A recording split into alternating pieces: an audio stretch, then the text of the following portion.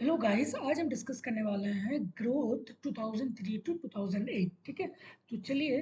क्योंकि 2003 टू 2008 जो है ये काफ़ी इम्पोर्टेंट पीरियड रहा है हमारे इकोनॉमी के लिए, क्योंकि इस पीरियड को जो है हम बूम फेज से भी जाना जाता है। ठीक है, तो अगर मैं बात करूं, according to the one of the report that is Nagaraj 2013 में जो है इन्होंने कहा कि 2003 से लेकर 2008 तक जो है इकोनॉमी ने काफी इंजॉय किया है बूम फेज को। ठीक है, और इस टाइम में जो है हमारा फाइनेंशियल ग्रोथ रेट, ठीक है, और इस टाइम में जो इकोनॉमी का ग्रोथ रेट कितना था, 9% पर एनम जो था फॉर द फाइनेंशियल ईयर 2008 तक। ठीक है, लेकिन इन्होंने इसका रीजन देता है कि क्या रीजन रहा कि इस 2002 से लेकर 2008 तक जो है हमारी इकोनॉमी बूम फेज पे रहा। तो इसके अकॉर्डिंग जो है इन्होंने कहा कि पहला रीजन जो है इकोनॉमी शार्प होने का, कि upturn in the world trade, क्योंकि वर्ल्ड ट्रेड ट्रेड में जो है काफी अपटर्न हुआ। ठीक है, तो मैं यहाँ पे लिख देता हूँ कि sharp upturn, upturn in world trade. ठीक है, इन वर्ल्ड ट्रेड सिंस 2002 से। ठीक है, क्योंकि वर्ल्ड ट्रेड में काफ़ी ज़्यादा एक अपटर्न शार्प देखने को मिला। ठीक है, तो एक कारण ये है। दूसरा कारण इन्होंने देता है कि टेक्नोलॉजी चेंज इन कम्युनिकेशंस, क्योंकि उस टाइम जो है, इस टाइम मतलब कि 2002 से लेकर 2008, आप 2002 टू 3 बोलो या फिर 2003 भी बोल सकते हैं। ठीक है, तो मैं फिर 2002 से ही लिखता हूँ। 2002 से लेकर 2008 के बीच में जो है यहाँ पे काफ़ी टेक्नोलॉजिकल चेंजेस हुए। ठीक है, और इन्होंने बोला कि यहाँ पे टेक्नोलॉजी रिवोल्यूशन हुआ। ठीक है, दूसरा कारण। तीसरा कारण ये देते हैं कि deregulation of the financial sector in US. US में क्या हुआ कि डीरेगुलेशन हुआ फाइनेंशियल सेक्टर का, और जिसके कारण जो है यूएस के कंपनी इंडिया में अप्रोच करने लगा। ठीक है, आउटसोर्सिंग इंडस्ट्रीज होने लगा इंडिया में, जिससे कारण boosting the Indian services export. ठीक है, तो जैसे ही उसके फाइनेंशियल सेक्टर यूएस में जो है डीरेगुलेशन हुआ, तो इंडिया का जो एक्सपोर्ट है ज़्यादा से ज़्यादा वो यूएस में जाने लगे। क्यों? क्योंकि टैक्स वगैरह उतना नहीं रहा, डीरेगुलेशन हो गया। ठीक है, ठीक है, तो एक ट्रेड जो है काफ़ी ज़्यादा यहाँ पे होने लगा इस deregulation of the financial sector in US. ठीक है, और इसके कारण जो हमें एक आउटसोर्सिंग इंडस्ट्रीज को जो है जन्म दिया। ठीक, give birth to the outsourcing industries and boosting the India service sectors. ठीक है, तीसरा कारण। चौथा कारण क्या देते हैं कि एक्सपोर्ट लेड ग्रोथ। ठीक है, क्योंकि एक्सपोर्ट ही जो है सबसे ज़्यादा हुआ है, क्योंकि यूएस में क्या था कि उस टाइम डीरेगुलेशन जो है समाप्त हो चुका था। ठीक है, डीरेगुलेशन हो गया था, और डीरेगुलेशन के कारण जो है हमारा गुड्स ज़्यादा से ज़्यादा एक्सपोर्ट होने लगा यूएस में। ठीक है, तो एक्सपोर्ट लेड ग्रोथ जो था उस टाइम, एक्सपोर्ट और the GDP ratio went up by 9% in 5 year.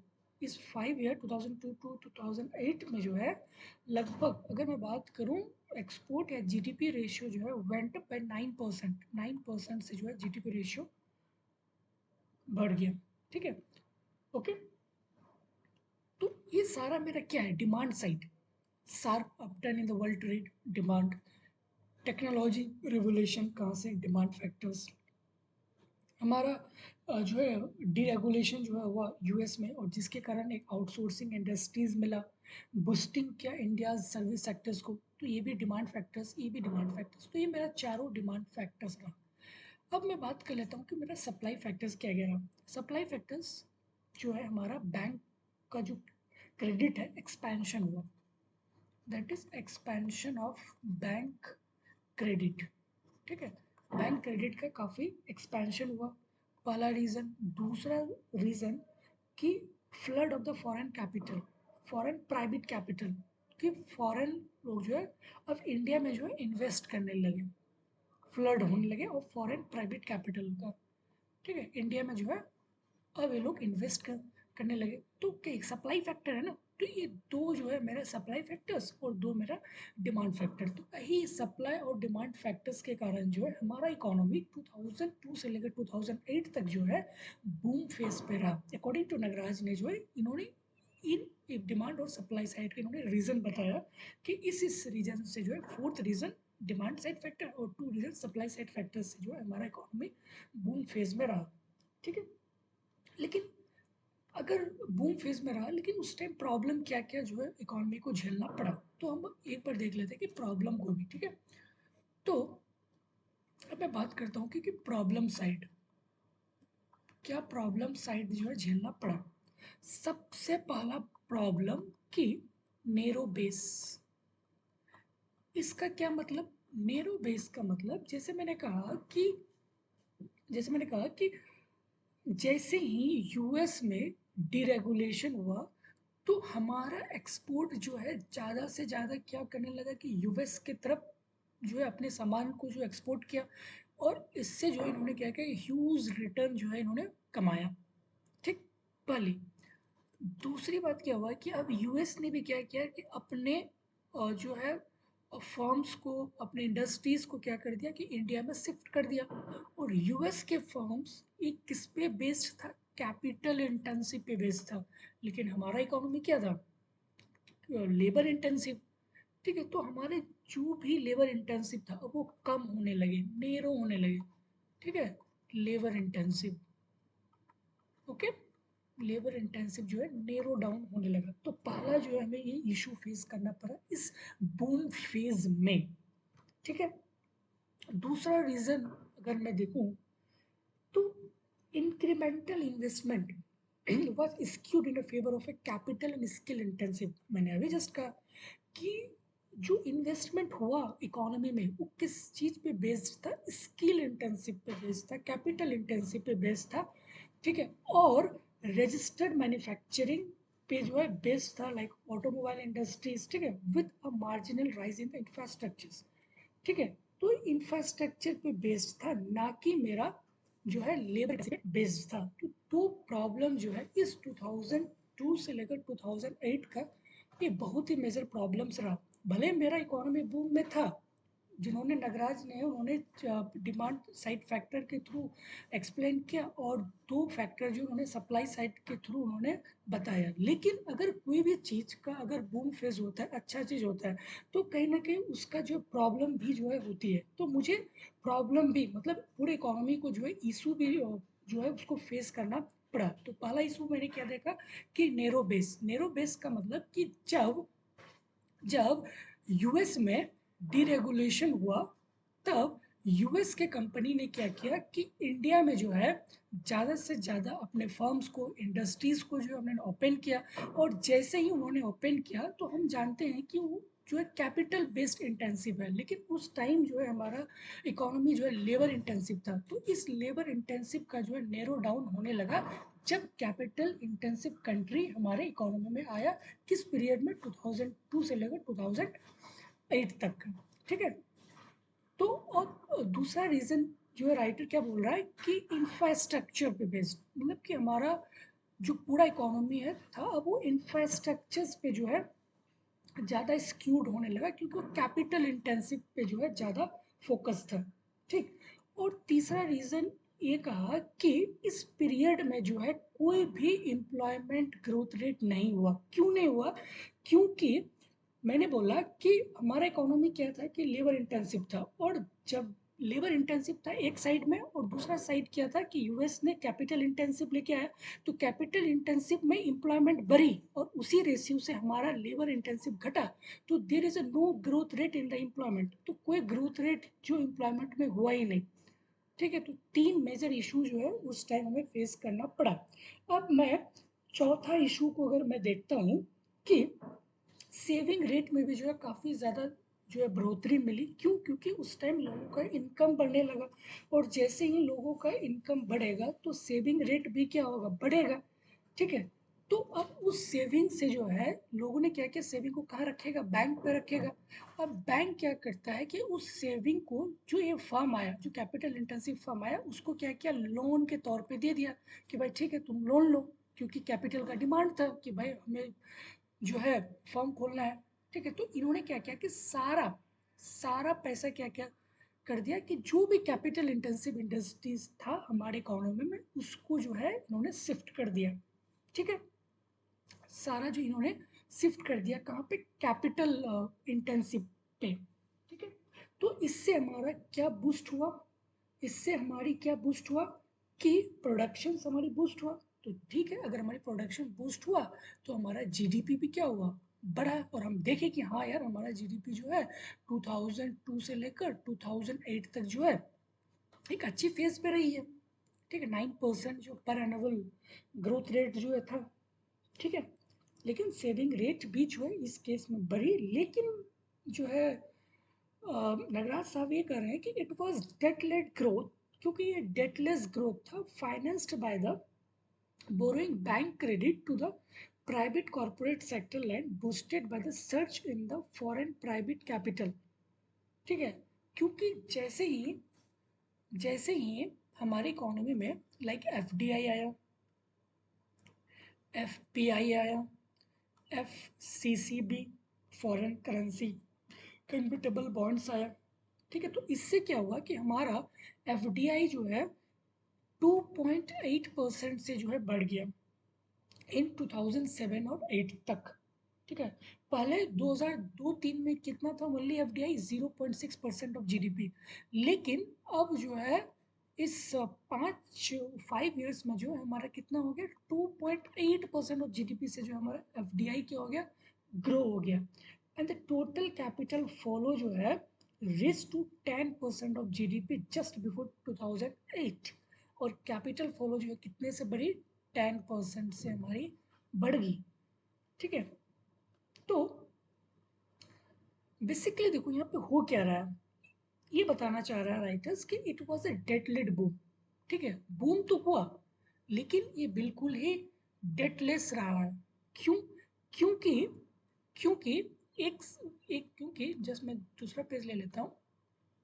क्योंकि पहला कि rapid monetary expansion, rapid monetary expansion, क्योंकि हमने देखा ना कि कैपिटल इंडस्ट्रीज जो कैपिटल इंटेंसिव थे वो उन्होंने क्या किया, डिमांड किया कि भाई हमें क्रेडिट दो। बैंक ने इसको क्या किया कि क्रेडिट दिया ज़्यादा से ज़्यादा, और इससे क्या हुआ कि इकोनॉमी में क्या आ गया कि ज़्यादा मनी सप्लाई हो गया। और जैसे ही मनी सप्लाई हुआ वैसे क्या आ गया, इन्फ्लेशन आ गया, ठीक है। इन्फ्लेशनरी प्रेशर्स होने लगा। जैसे ही इन्फ्लेशनरी प्रेशर्स आया उससे क्या हुआ कि मेरा रियल एक्सचेंज रेट अप्रिशिएट होने लगा। और जहां मेरा अप्रिशिएट होने लगा रुपीज, मेरा क्या हो गया कि widening the current account deficit, मेरा करंट अकाउंट डेफिसिट हो गया, ठीक है। क्योंकि मेरा इंपोर्ट अब महंगा हो गया, ठीक है। तो ये रीजन जो है, 4 रीजन जो है मेन राइटर्स देते हैं इस पर्टिकुलर फेज ऑफ पीरियड में, ठीक है। तो मैं एक बार फिर से आपको रिवीजन करा देता हूँ कि मैंने क्या बताया। मैंने आपको बताया कि अकॉर्डिंग टू द नगरास 2013 में ये कहते हैं कि 2003 से लेकर 2008 तक, 2003 से लेकर 2008 तक जो हमारा इकोनॉमी जो एक बूम फेज पे रहा। बूम फेज पे इसीलिए रहा क्योंकि जो है एक शार्प अपटर्न देखने को मिला वर्ल्ड ट्रेड में, ठीक है। क्योंकि वर्ल्ड ट्रेड में काफ़ी ज़्यादा डिमांड होने लगा, तो एक बड़ा फैक्टर रहा इस बूम फेज का। दूसरा बोलते हैं कि टेक्नोलॉजी रेवोल्यूशन, क्योंकि टेक्नोलॉजी काफ़ी ज़्यादा बढ़ गया हमारे कम्युनिकेशंस पे, हमारे प्रोडक्शंस पे। तो दूसरा कारण, तीसरा कारण क्या बोलते हैं कि deregulation of the financial sector in US. और यूएस में डीरेगुलेशन हो गया फाइनेंशियल सेक्टर का, और इससे जो है हमारा आउटसोर्सिंग इंडस्ट्रीज बढ़ा और बूस्ट किया हमारे इंडिया सर्विस सेक्टर्स को। चौथा क्या बोलते हैं राइटर्स कि एक्सपोर्ट लेड ग्रोथ, कि इंडिया ने क्या किया कि ज़्यादा से ज़्यादा एक्सपोर्ट किया, और एक्सपोर्ट करके ज़्यादा से ज़्यादा इन्होंने क्या किया, huge amount of foreign exchange जो है, फॉरेक्स जो है कमाया। और जिससे जो है हमारी इकोनॉमी की ग्रोथ रेट 9% रहा। और ये सारा जो है मेरा डिमांड साइड फैक्टर है, क्योंकि डिमांड से ही आता है। अब राइटर दूसरा साइड देते हैं सप्लाई साइड, कि ठीक है डिमांड साइड तो है लेकिन सप्लाई भी तो होना चाहिए। तो सप्लाई कैसे होगा, सप्लाई ऐसे होगा क्योंकि expansion of the bank credit, क्योंकि बैंक क्रेडिट का एक्सपेंशन काफ़ी ज़्यादा हो गया। क्यों? क्योंकि जो कंपनी आए, क्योंकि डिमांड ज़्यादा है तो लोगों को क्या चाहिए कि ज़्यादा से ज़्यादा जो है गुड्स को प्रोड्यूस करे, और उसके लिए उसको क्या चाहिए? पैसा चाहिए। तो पैसा कहाँ से आएगा? बैंक के पास जाएगा। ठीक है, तो बैंक की काफ़ी ज़्यादा एक्सपेंशन बढ़ गई। ठीक है, पहला। दूसरा क्या हुआ कि फॉरेन जो है एफडीआई, एफपीआई, ठीक है, ये इंडिया में जो है होने लगा। ठीक है, दूसरा। तो ये दो कारण से जो है हमारा इकोनॉमी क्या हुआ कि बूम फेज पे रहा। लेकिन अगर किसी भी चीज़ की प्रॉब्लम्स होती है तो उसका क्या, कुछ इश्यूज भी होती है, चैलेंजेस भी होते हैं। तो राइटर्स चैलेंजेस को क्या बताते हैं कि प्रॉब्लम साइड में क्या है कि नेरो बेस का मतलब कि जो हमारा इकोनॉमी था वो लेबर इंटेंसिव था। बट जो यूएस से, जो अलग अलग देशों से जो कंपनी आई, ठीक है, वो कैपिटल इंटेंसिव था। और कैपिटल इंटेंसिव होने के कारण हमारा जो लेबर इंटेंसिव था वो कम हो गया, नैरो हो गया। तो ये इशू हमें फेस करना पड़ा इस फेज में। ठीक है, पहला। दूसरा कि काफी इंक्रीमेंटल इन्वेस्टमेंट हुआ, skewed in favour of capital and skill intensive पे। ठीक है, registered manufacturing specially automobile industries पे, with a marginal rise in infrastructure share despite a sharp rise in the domestic credit। ठीक है, तो लेबर मतलब जो स्किल इंटेंसिव पे, कैपिटल इंटेंसिव पे, ठीक है, बेस्ट एग्जांपल ऑटोमोबाइल्स वगैरह का। ठीक है, तो इन सब चीज़ों का जो है काफ़ी ज़्यादा प्रोडक्शंस होने लगा।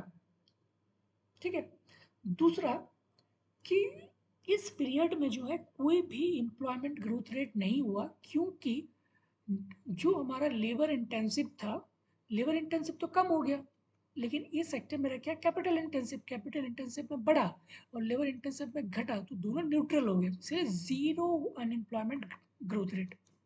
ठीक है, तीसरा रीजन ये बताते हैं। चौथा बताते हैं राइटर कि जो है हमारा सेविंग रेट जो है वो भी बढ़ गया था, क्योंकि इनकम लोगों का बढ़ गया था, और इनकम बढ़ेगी तो लोगों की सेविंग रेट भी बढ़ेगी। और जब सेविंग रेट बढ़ेगी तो लोग अपने पैसे को कहाँ, बैंक पे, बॉन्ड्स, शेयर, डिवेंचर्स वगैरह पे क्या ज़्यादा इन्वेस्ट करेंगे। ठीक है, तो जो फर्म्स को लोन का जरूरत था वो बैंक के पास आएंगे, और बैंक उसको क्या देंगे, पैसे देंगे as a form of loan. तो बैंक ने क्या किया कि ज़्यादा से ज़्यादा मनी सप्लाई क्रिएट कर दिया। और जैसे ही मनी सप्लाई हुआ, इससे मेरा क्या, इन्फ्लेशनरी प्रेशर्स जो है क्रिएट हुआ। और जहाँ इन्फ्लेशनरी प्रेशर्स जो है मेरा क्रिएट हुआ, ठीक है, इन्फ्लेशनरी प्रेशर्स, उससे मेरा रियल एक्सचेंज रेट अप्रिसिएशन होने लगा। और जहाँ मेरे पैसा अप्रिशिएट करने लगा, उससे मेरा करंट अकाउंट डेफिशिएट होने लगा। ठीक है, यही रीज़न है इस पीरियड का, अकॉर्डिंग टू द नगराज। ठीक है, तो आई होप कि आपको ये समझ आई होगी। ठीक है, ओके, थैंक यू।